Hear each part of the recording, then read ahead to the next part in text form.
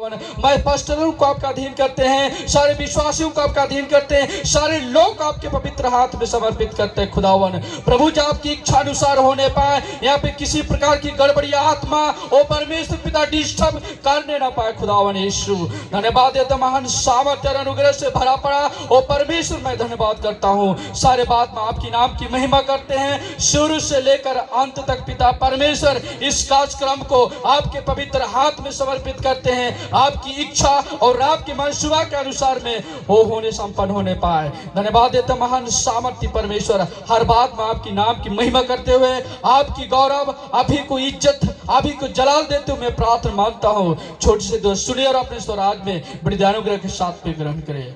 आमीन।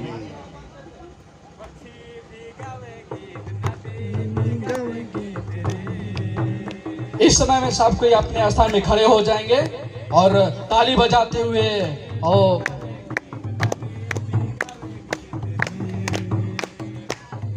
गीत गावी सबेरे, गीत गावी सबेरे, गीत गावी सबेरे, गीत गावी सबेरे, गीत गावी सबेरे, मोर संगी रे, हाय रे मोर संगी रे, हाय मोर संगी रे, तुके मैं खोजो ना, तुके मैं चाहूं ना, तू मोर जीवन में, तुके मैं देखिएगा थोड़ी। आओ प्रभु मोर जीवन में, तुको ना तारे घंटे तुको ना हो, तुरे गए आवे सवेरे, तुरे गए आवे सवेरे, तुरे गए आवे सवेरे,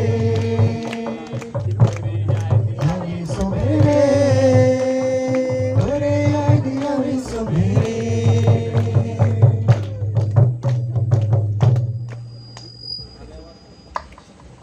तो अपने समय में आप लोग अपना स्थान में बैठ जाएंगे और इस सुंदर समय को मैं विलंब न करते हुए हमारे बीच में आदरणीय परमेश्वर का अभिषेक जन मैं उसका हाथ में समर्पित करता हूं। और अगला जो प्रोग्राम होगी वो पास्टर के मुताबिक और यहाँ का सारे लोगों के बीच में वो होगी। सो मैं इस सुंदर समय को पास्टर आदरणीय संजय पास्टर जी को मैं सौंपता हूँ।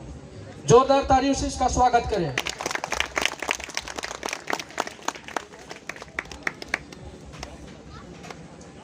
प्रभु यीशु मसीह के नाम से आप सबों को स्वागत है, आप सबों को शालोम।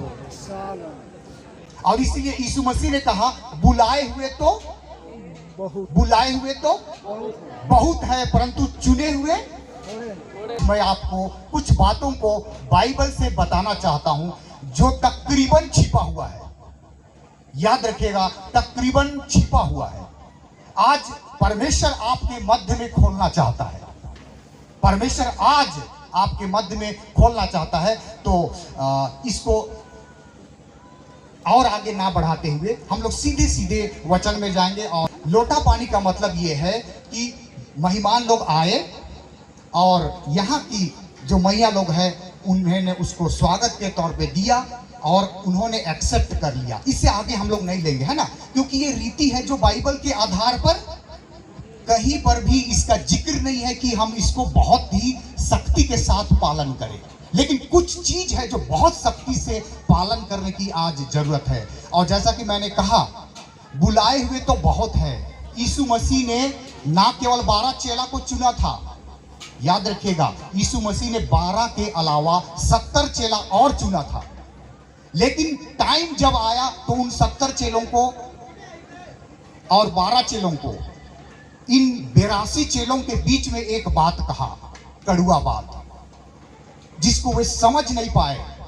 और वो कड़ुआ बात ये था कि जब तक तुम मेरा मांस और मेरा लहू नहीं खाओगे, नहीं पियोगे, तुम में जीवन नहीं। नतीजा क्या हुआ? वो 70 चेले समझ नहीं पाए और यीशु मसीह के साथ कभी जिंदगी में नहीं चले। और जब देखे कि 12 चेला यही खड़ा है, 70 चले गए, यीशु मसीह ने कहा क्या तुम भी चले जाना चाहते हो? 12 चेलों ने जवाब दिया, हे प्रभु, हम तुझे छोड़ करके कहां जाएं, क्योंकि अनंत जीवन की बातें तो तेरे ही पास है। वो कभी नहीं गए, वरन मेरे प्रियो आपको बतलाना चाहता हूं, आज भी वे 12 चेले जब जगत समाप्त होगा तो जैसे कि पतरस ने कहा था, हे प्रभु, हम सब कुछ छोड़ के तेरे पीछे हो लिए हैं, जब नए अदनामे में हमें क्या मिलेगा?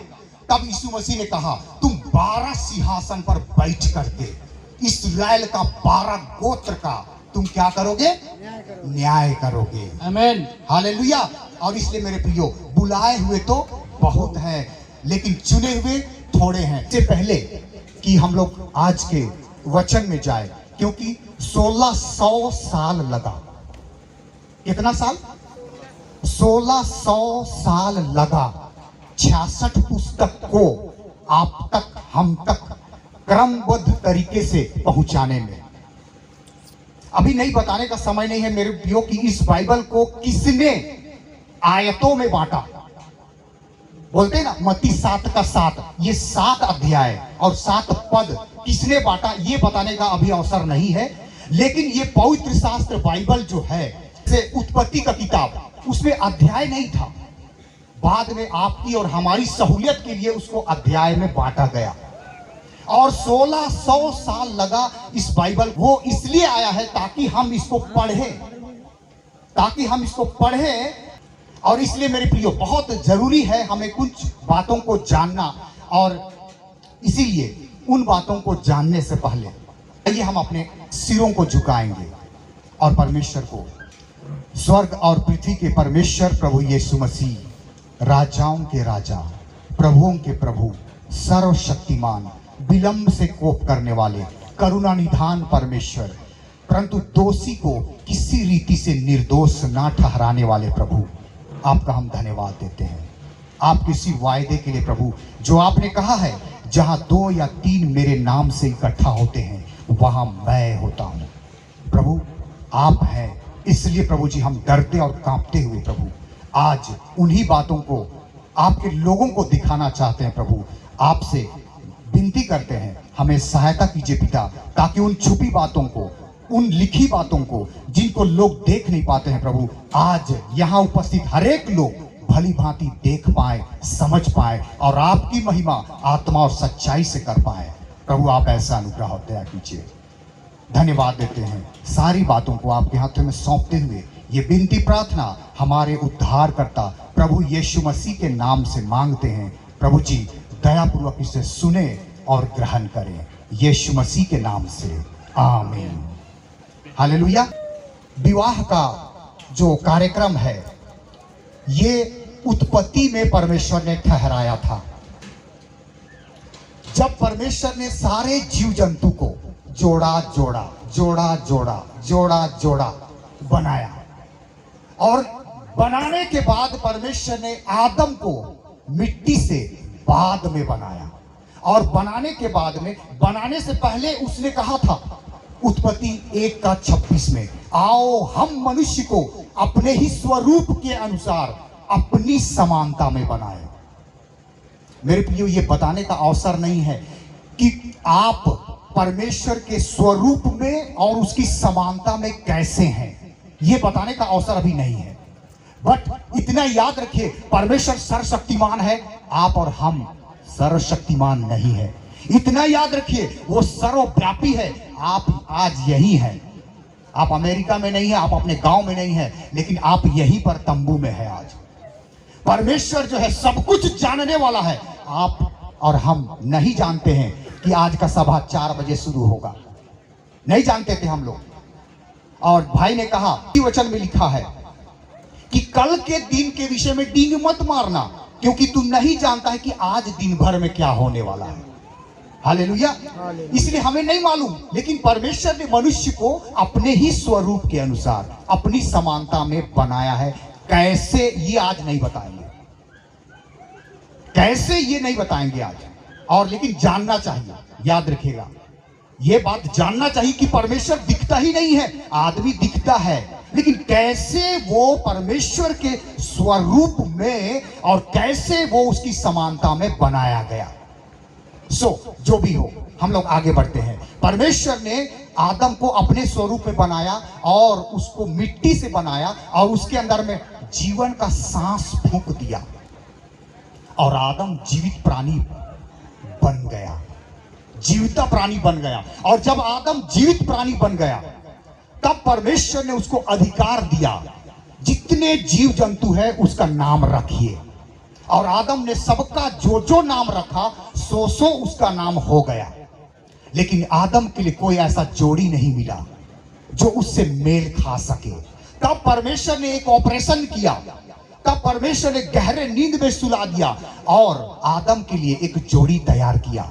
और उसको पता नहीं कैसे बना है, लेकिन उस जोड़ी को जब लाया गया तब वो कहता है, यह मेरे हड्डी में की हड्डी और मेरे मांस में की पसंद आ गया। हालेलुया। और आगे हम लोग बढ़ते हैं मेरे प्रियो।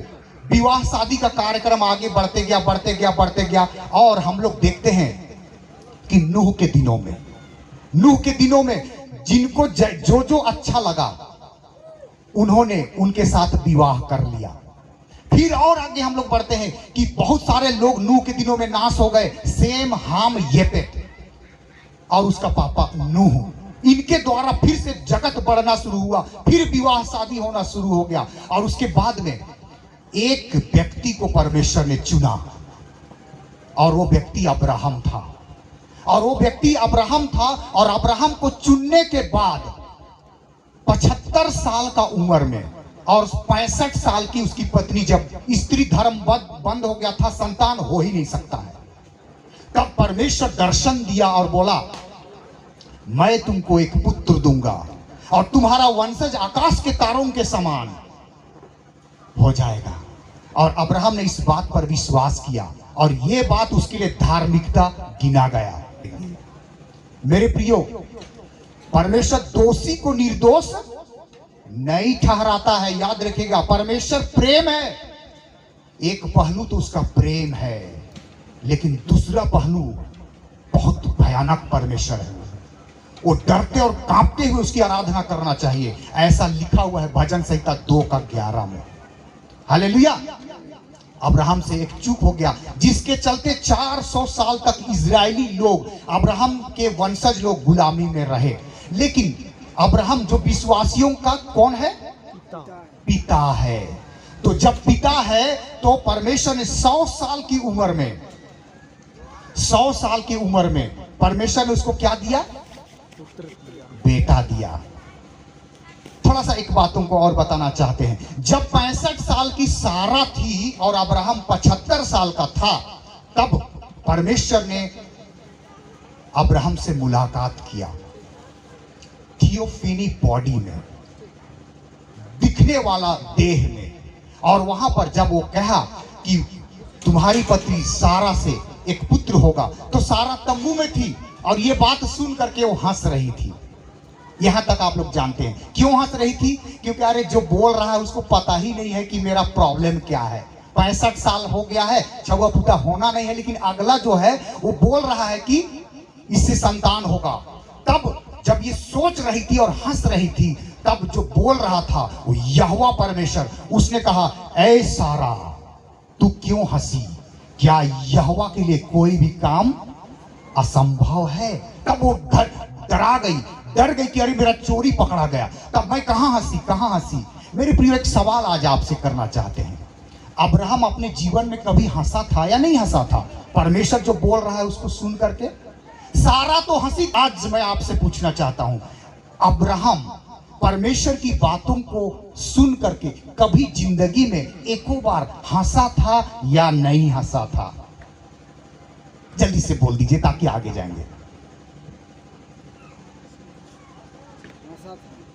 हाँ, देखिए मेरे प्रियो, भाई बता रहे हैं हंसा था, और बिल्कुल सच बात है। हालेलुया। उत्पत्ति 17:17 में लिखा हुआ है, अब्राहम को जब 99 साल में दोबारा परमेश्वर ने दर्शन दिया और अपने वादा को 25 साल, करीब 25 साल बाद दोबारा दर्शन दिया कि तुमको अब टाइम आ गया है, तुमको मैं संतान दूंगा। और तब ये बात अब्राहम को याद दिला रहा था। तब अब्राहम के पास 12 साल का बेटा हो चुका था हाजिरा से, क्योंकि सारा जो है 10 साल इंतजार की, कोई छुआ पुता होना नहीं। तब उसने आइडिया लगाई कि मेरी जो दासी है उसको दे दिया जाए और वहां से एक संतान उत्पन्न कर लिया जाए, जिसको हम अपने गोद में खिलाएंगे, अपना बेटा मान लेंगे, नाम इस्माइल। फिर भी कुछ बातों को जानना है जो हमें आज ही अवसर है। हालेलुया, आज ही अवसर है, क्योंकि आज जो है लोटा पानी हो गया। समझ लीजिए लोटा पानी तो बाइबल में है ही नहीं, लेकिन इसलिए मेरे प्रियो अब हम लोग देख पाएंगे आगे। हम लोग अगर नया नियम का बात करें, लेकिन नया नियम को बाद में, हम लोग पुराना नियम का ही बात करते हैं। जब अब्राहम को 100 साल में जब बेटा हुआ और वो बेटा जब जवान हो गया, तब अब्राहम को अपने बेटा के लिए कन्या लाने के लिए एक विश्वास योग्य दास को अब्राहम ने भेजा। और आज भी अब्राहम का बेटा के लिए कन्या चाहिए था कि नहीं चाहिए था? अब्राहम बूढ़ा हो गया था, कहां कहां ढूंढेगा, और इसलिए उसके पास जो है एक एलियाजर, एक विश्वास योग्य दास था। और उसने अपने जांग में हाथ कसम खिलवा करके बोला कि तुम मेरे घराने में जाना, मेरे घराने में जाना, और वहां पर जाने के बाद अगर वो आना चाहेगी तब उसको लेकर के आना। और ये तब बोलता है कैसे पता चलेगा कि कौन मैया हम लोग का बाबू के लिए है? तब उसने एक दुआ किया परमेश्वर से, प्रार्थना किया परमेश्वर से। जब वो वहां पहुंच गया तब उसने बोला कि अभी संध्या का समय है और लेडीज लोग पानी भरने के लिए आएगी, बहुत सारी लेडीज आएगी, गांव वही है, लेकिन कौन सी कन्या है जो मेरा स्वामी का बेटा के लिए फिट खाएगा? और उसने प्रार्थना किया, बड़ी प्यासा हूं, 10 ऊंट लेके आया हूं, और जिससे मैं कहूं कि मुझे पानी पिला, और वो मुझे पिलाएगी और कहेगी ठहर जा, मैं तेरे ऊंटों को भी पिलाऊंगी। और क्या लिखा हुआ है, जैसा इसने सोचा था और दुआ किया था हूबहूब वैसे ही हुआ।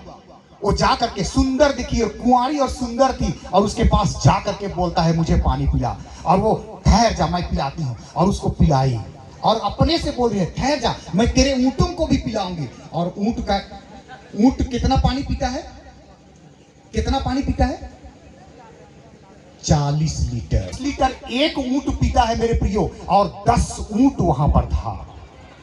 कितना पानी भर भर के पिलाएगी वो, समझ पा रहे हैं? एक बाल्टी में काम चल जाएगा। 10 ऊंट को उन्होंने पिलाया, और इस बात से कन्फर्म हो गया कि अब्राहम का बेटा इसहाक के लिए यही कन्या है जिसको परमेश्वर ने मां का पेट में बनाया है। हालेलुया। और उसके बाद में और लास्ट में वो एक बात कहता है, आइए हम लोग उसको वचन से देखेंगे। उत्पत्ति 24 अध्याय और उसका 58 पद में उसके घर वाले क्या कहते हैं। हाँ, तो परिवार वाला बोला देखिए शादी विवाह का मामला है, हम लोग को तो पसंद है, लेकिन मैया से पूछेंगे, मैया जो बोलेगी फैसला हम लोग को मंजूर है। हाँ, उत्पत्ति का किताब और उसका 24 अध्याय 58, हाँ 58 पद, 24 का 58।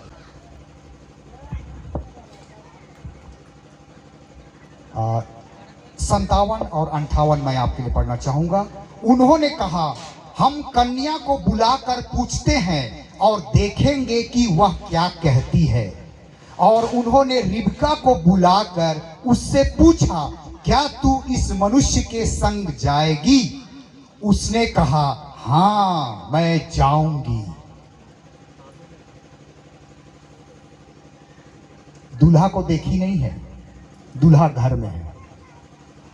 याद रखिएगा, दूल्हा घर में है अपने पापा के पास, सिर्फ वो सेवक है, वो जो एलियाजर है वो आया हुआ है और प्रस्ताव को रखता है, और वो बोलती है कि हाँ मैं जाऊंगी। दूसरे शब्दों में मैं उससे विवाह करूंगी। मेरे प्रियो, जब एलियाजर वहां गया, समझ गया और मांग लिया, तब उसके घर वाले लोग बोले, लड़की का घर वाले, देखिए हम नहीं कुछ कह सकते हैं, अगर लड़की जाना चाहेगी तो हमको देने में कोई दिक्कत नहीं है। और हुआ क्या, मंगनी का काम वहां पर पूरा हो गया। समझ पा रहे हैं? मंगनी का, बाइबल का पहला मंगनी का काम जो है वहां पर पूरा हो गया। एलियाजर जान गया कि यही मेरे स्वामी के बेटे की पत्नी बनने वाली है, और उसने मांगा, और उनको हम नहीं कुछ कह सकते हैं, लड़की से ही पूछते हैं, और लड़की एग्री हो गई। वहां मंगनी का काम जो है पूरा हो गया। अब बच क्या गया? बच क्या गया मेरे प्रियो? बच गया सिर्फ विवाह। याद रखिएगा, सिर्फ मंगनी का काम वहां हो गया, छेका हो गया, सब कुछ हो गया। अब क्या है? सिर्फ बच गया विवाह। और गौर कीजिएगा आज संसार में क्या होता है। आप लोग से मैं पूछना चाहूंगा, पहले क्या होता है? प्रेम होता है या शादी होता है? बिल्कुल सही कहा, बहन ने बिल्कुल सही कहा। पहले क्या होता है? प्रेम होता है। पहले जो है वो प्रेम होता है, और बाद में क्या होता है? शादी होता है, जिसको हम लोग लव मैरिज भी बोल सकते हैं। कि पहले देखा और देखी और पसंद हो गया, और बाद में जो है उसके बाद लास्ट में शादी का बात हुआ। लेकिन ध्यान में रखिएगा बाइबल में क्या हुआ, गौर कीजिएगा बाइबल में क्या किया। हम लोग पढ़ेंगे 24 अध्याय और उसका आखिरी पद, मैं पढ़ दे रहा हूं। उत्पत्ति का किताब और उसका 24 अध्याय और उसका आखिरी पद, यानी कि वर्स नंबर 67। तब इसहाक रिबका को अपने माता सारा के तंबू में ले आया और उसको ब्याह कर उससे प्रेम किया। आज क्या होता है? पहले प्रेम होता है, बाद में क्या होता है? शादी होता है। लेकिन धन्य है परमेश्वर, इस घर में नहीं मेरे प्रियो, बिल्कुल वचन के आधार पर हो रहा है, बिल्कुल वचन के आधार पर हो रहा है। और वो ये इसको समझेंगे हम, ये प्रेम है क्या चीज है।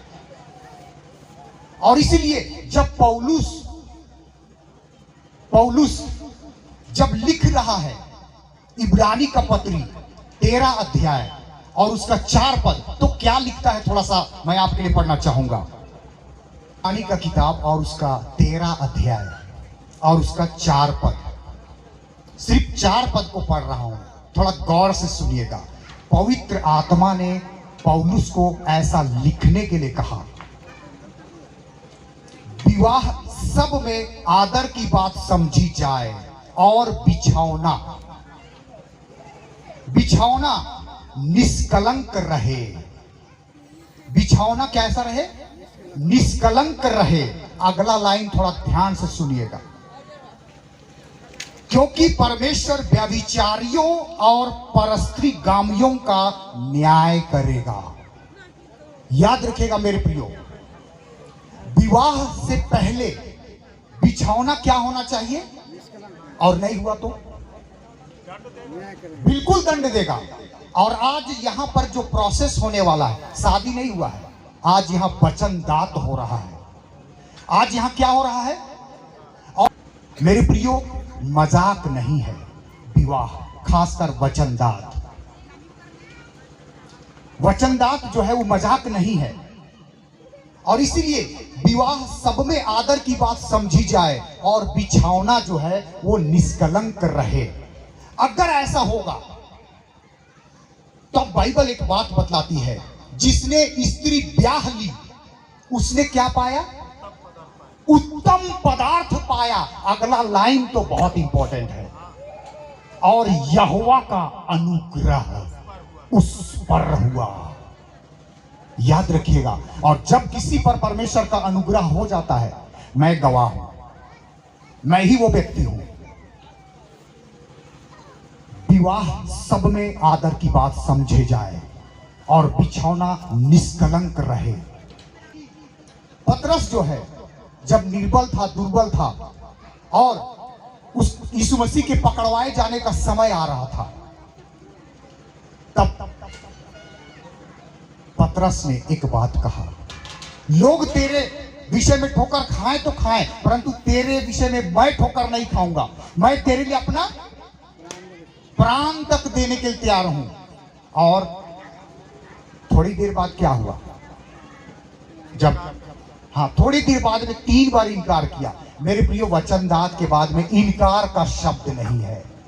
याद रखिएगा कि मैया है सुंदर सी, बाबू भी है सुंदर सा, लेकिन वचनदात हो जाने के बाद कोई बढ़िया KTM वाला और BMW वाला आ जाए और बहुत बड़ा प्रॉपर्टी वाला आ जाए और बोलेगा अरे क्या है इसके पास, जिससे तुम्हारा रिश्ता हुआ, वो क्या है उसके पास, कुछ है इसके पास। मेरे प्रियो, तब भी उस ऑफर को ठुकराना होगा। हालेलुया, तब भी ठुकराना होगा, क्योंकि वचनदात हो चुका है, वचन दे दिया गया है और वो मुकरा नहीं जा सकता। और इसीलिए लिखा हुआ है मत्ती रचित सुसमाचार 12 अध्याय और उसका 37 पद में, तू अपनी बातों के कारण दोषी ठहराया जाएगा और अपनी बातों के कारण निर्दोष ठहराया जाएगा। अगर ये तो पुराना नियम का बात हम बताए, पुराना नियम का बात बताए मेरे प्रियो, कि एक बार मंगनी हुआ और दूसरी बार जाकर के शादी हुआ। ये बीच का जो प्रोसेस है, ये मनुष्य ने महंगाई बढ़ाने के लिए किया है। आज ये शादी कन्या लेके जाना था,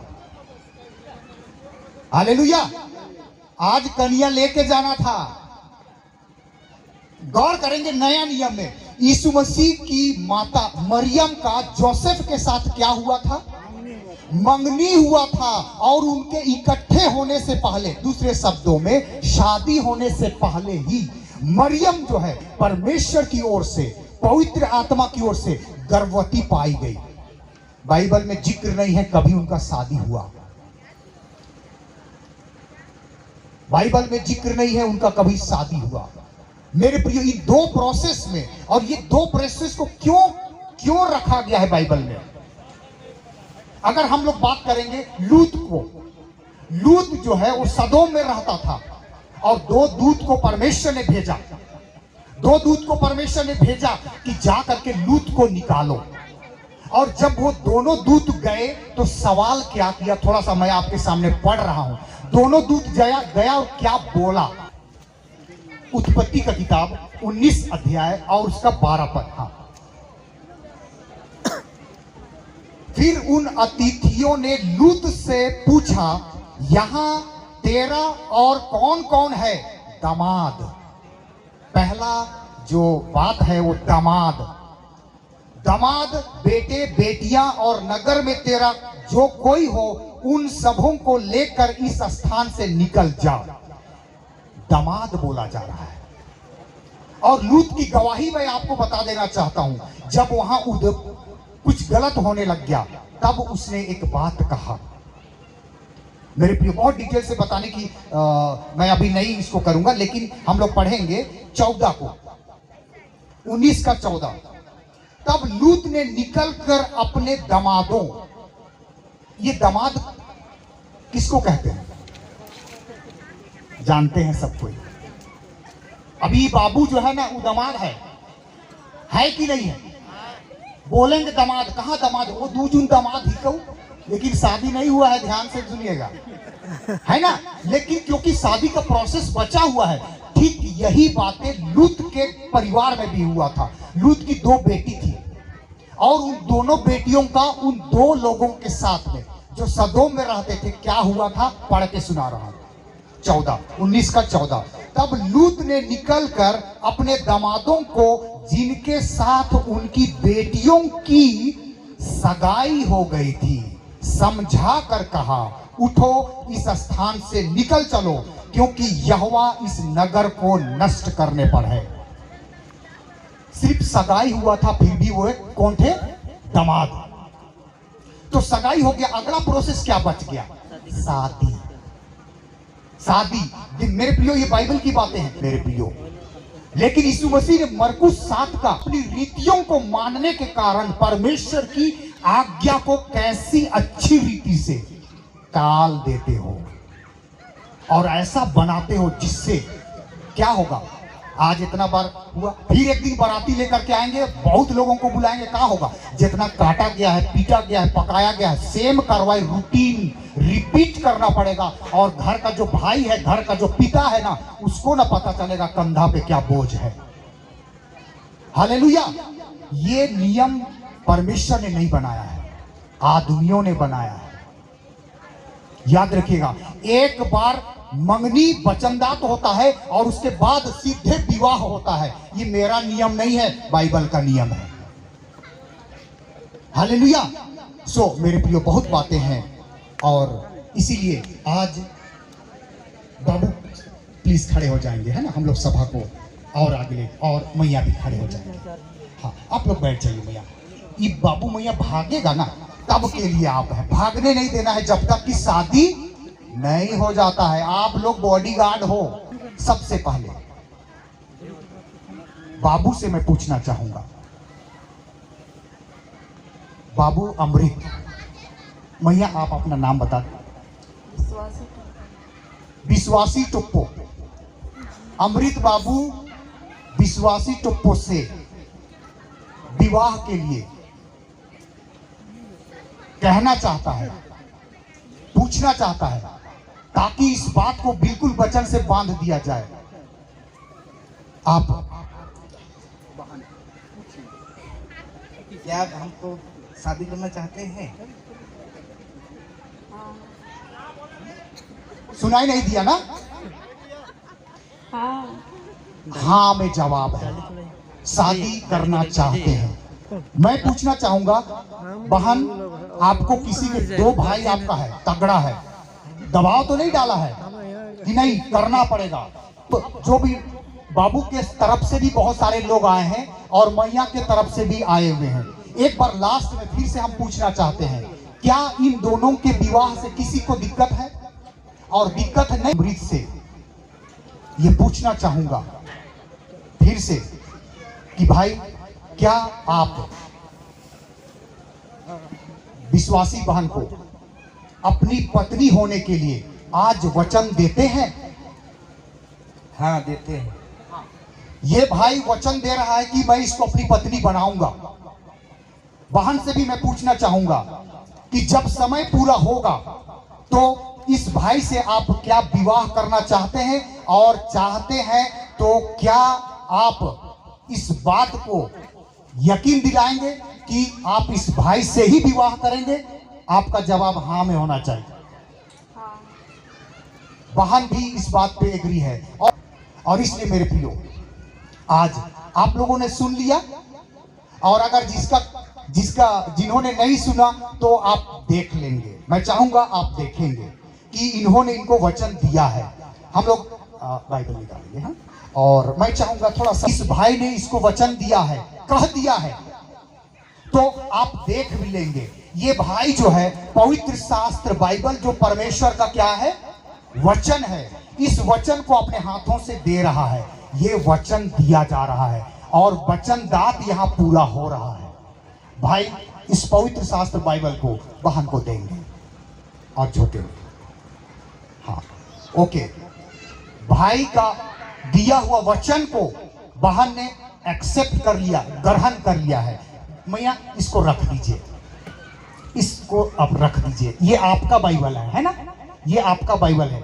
ये बाइबल है जो आप भाई को दे रहे हैं। आप भाई को वचन दे रहे हैं।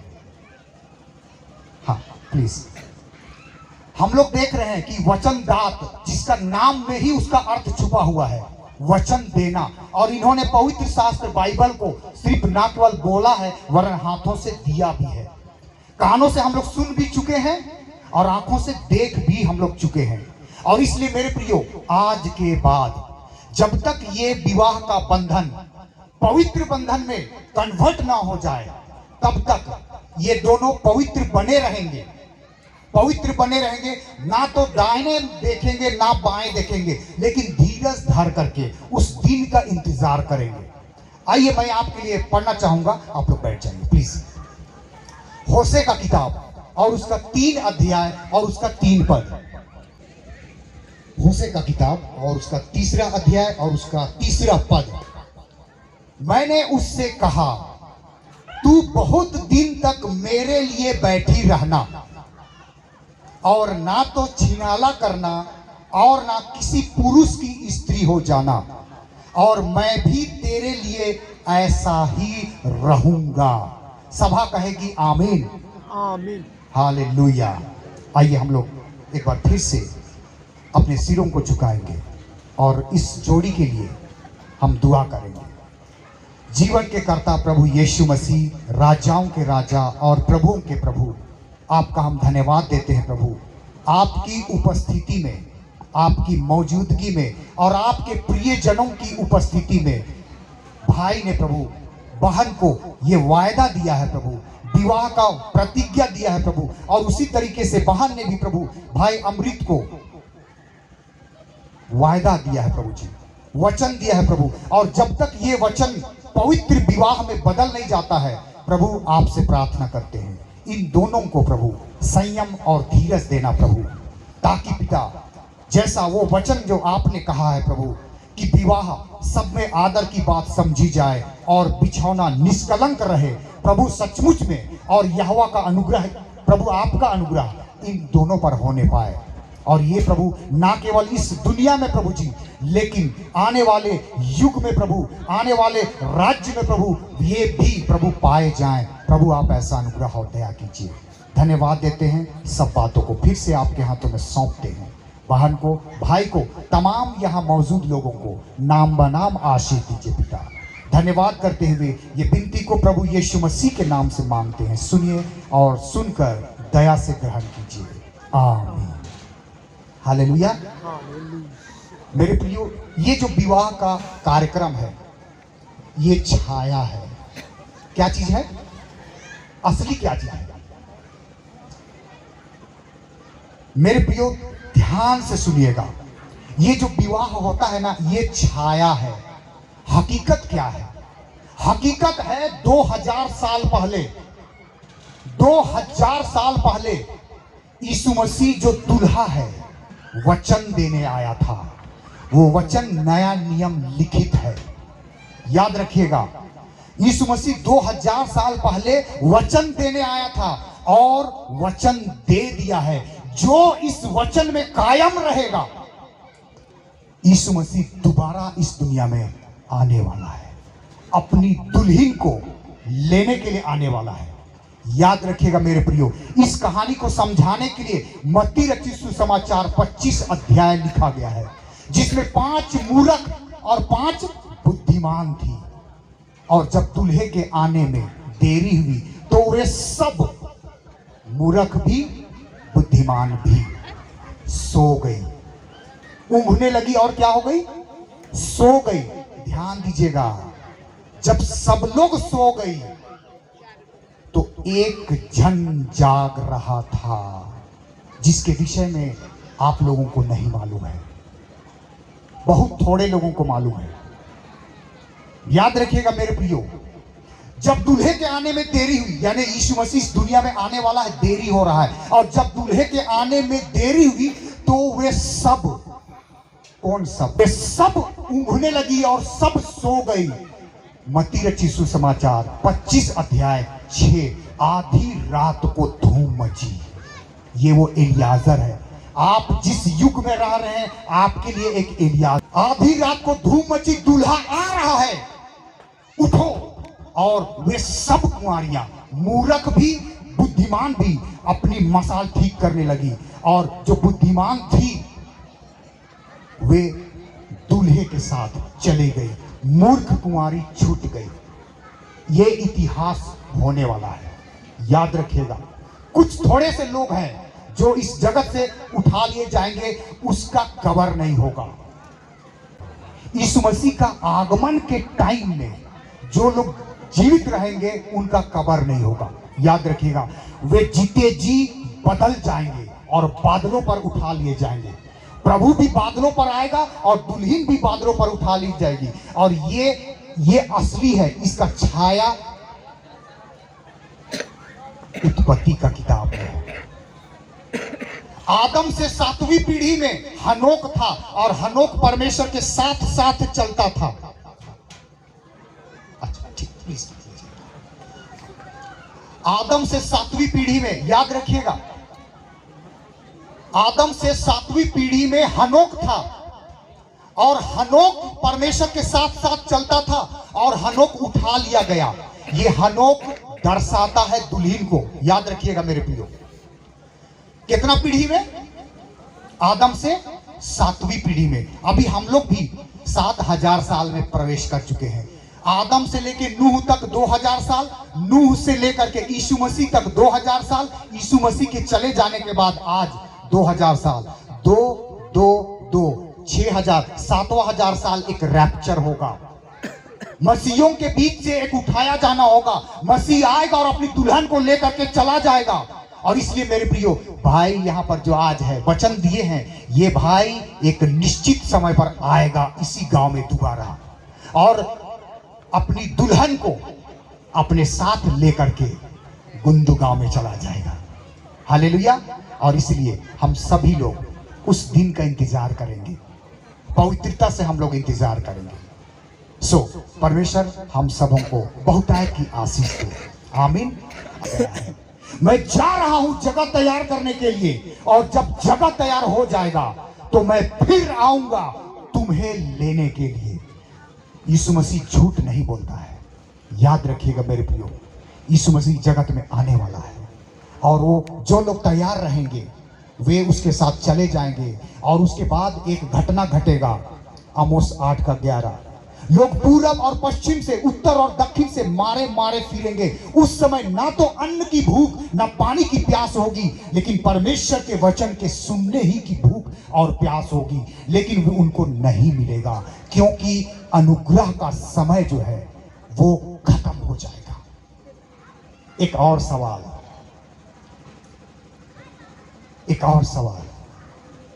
नूह के दिनों में दुनिया नाश हुआ था कि नहीं हुआ था? हुआ था। मेरे प्रियो, कितना दिन तक प्रचार किया था नूह ने? बिल्कुल सही, किसी ने कहा बिल्कुल सही है। 120 साल तक एक मैसेज प्रीच किया था, पानी आने वाला है, नाव में आ जाओ, नाव में आ जाओ, नाव में आ जाओ। लेकिन लोगों ने, मेरा सवाल आज आपसे है, नूह जब 120 साल प्रचार किया, कितने लोगों ने उस प्रचार को विश्वास किया?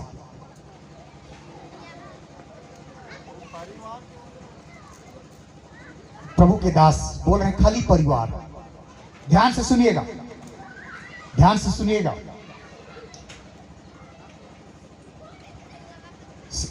प्रभु के दास ने जो कहा आप लोगों ने सुना। 120 साल तक प्रचार किया, सिर्फ 8 लोग जहाज में आए। मेरे प्रियो, आपको बताना चाहते हैं, जितनों ने सुना था सबने विश्वास किया था। गौर कीजिएगा, जितना लोग 120 साल में सुना था सब विश्वास किया था।